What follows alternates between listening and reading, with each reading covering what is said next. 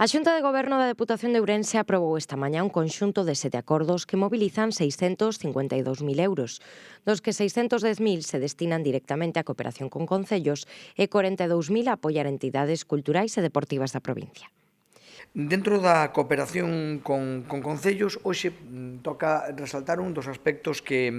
dende a Diputación estamos cuidando especialmente, en os que estamos actuando, que é toda a política deportiva, neste caso a política de infraestructuras deportivas, concretamente a construcción de campos de fútbol e polideportivos. Así, hoxe ratificamos 3 convenios de colaboración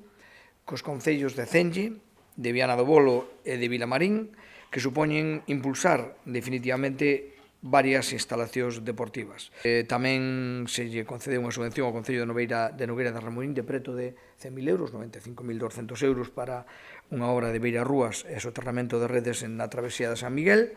e tamén ao Concello da Peroxa unha subvención de 15.000 euros para a creación dunha praza pública en Pousada.